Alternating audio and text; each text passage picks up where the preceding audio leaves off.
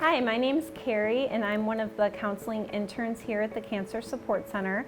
One of the groups that I've been doing is called our DBT group, which stands for Dialectical Behavioral Therapy.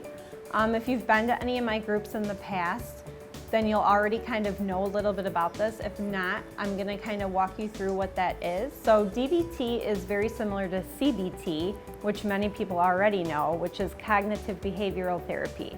So the difference between the two is DBT is more in depth, not only with our cognitions and the way that we think, but also how we feel, how we behave, our physiological, the physiological aspects of our well-being and things like that. So it kind of incorporates a wide variety of different things. And DBT has also been shown to be very effective with many different things, whether it's depression, anxiety, stress.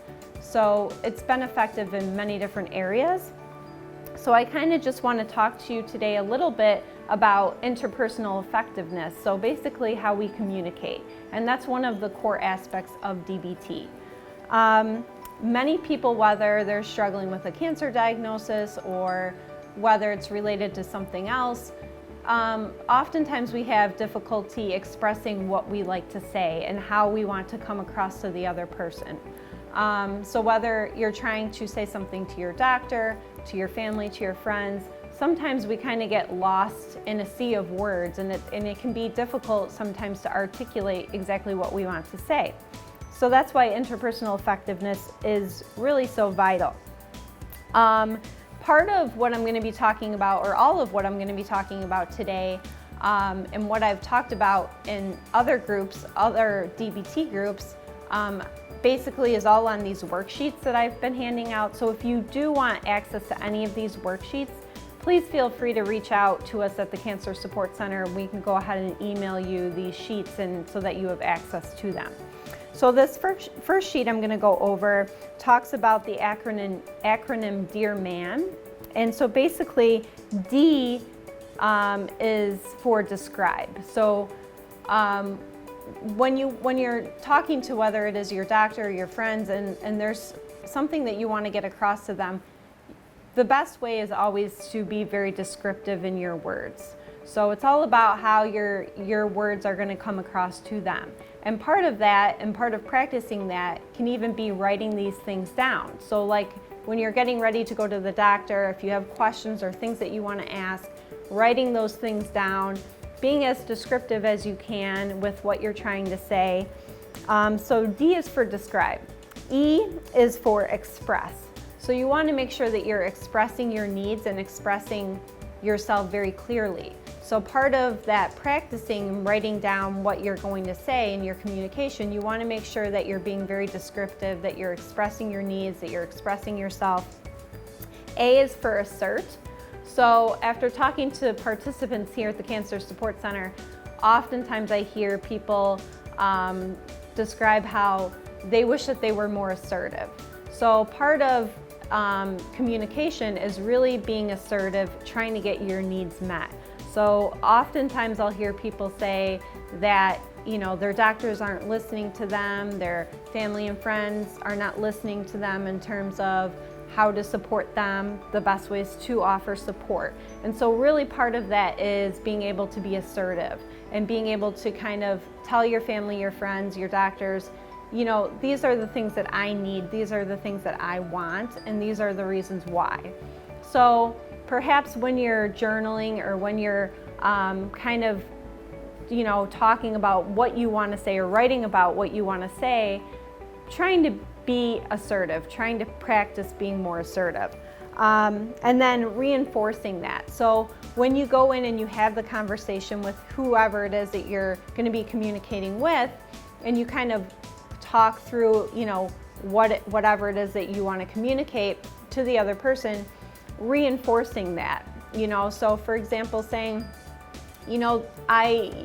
this treatment or whatever it is that you're prescribing, I have a lot of concerns. These are some of my concerns. These are the things that I want in my life. I still want to have, a quality life. I still want to be able to go here and there or do things with my family and friends. I don't want to feel these ways all the time. Whatever it is that you're trying to express to your doctor, to the other person, and then reinforcing that.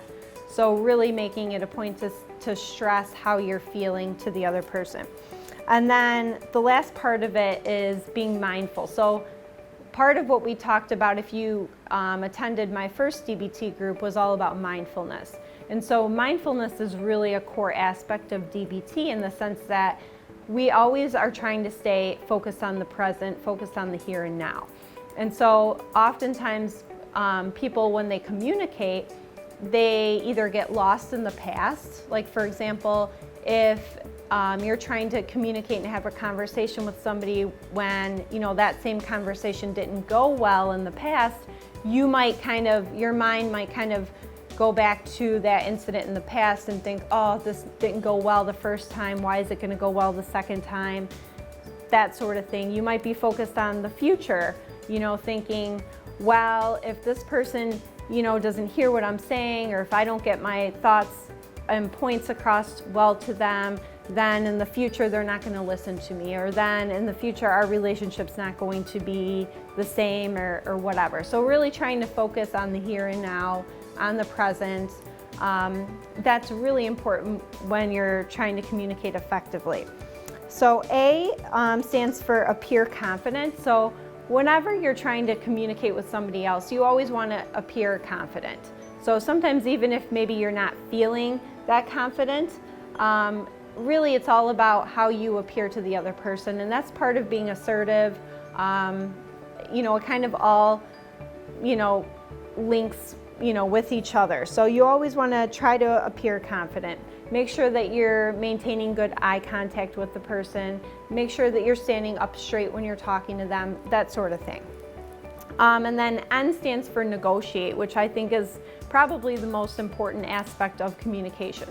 So whether you're communicating with your spouse or a loved one, family, friends, that sort of thing, sometimes even though maybe you express your needs and what you want and maybe what would work best in that situation, you're not always going to get your way 100% of the time. And so being realistic and being able to negotiate with the other person and compromise is really kind of the most important aspect of communication. So that's the first part of communicating effectively. So the second part is basically how you have to be able to ask yourself, how important is this information that I'm trying to get across to the other person? So is this something that is, on a scale of 0 to 10, 10 being utmost importance, where I need to communicate this now, this is something that's very vital? Or is it maybe like a 1 or a 2 where maybe this isn't a life-threatening situation where I need to communicate it right now. Maybe it's something that we can revisit another time. So for example, if you're talking with somebody and the person says to you, I don't have time right now to talk about this. Can it wait until the next time we see each other? If it's something that's, not necessarily a make or break type thing, is it something that can wait? That's something that you want to be aware of prior to talking to the person. So there's also a worksheet that kind of walks you through a lot of that. And then always remembering that whenever you're trying to communicate with the other person, always try to remind yourself that, that whatever it is that you're communicating to them, your needs that you want to have met, that other person I'm sure has needs too that they want to have met. So like I said, being able to negotiate those things, being able to kind of work with the other person and compromise on certain things. So that's it in terms of effective communication. Again, if you have any other questions or if you want to reach out to us to talk to us individually, my name again is Kerry. I'm one of the counseling interns here. You can feel free to call and ask for me if there's anything that you would like more explanation on, or if you'd like one of the worksheets that we talked about today.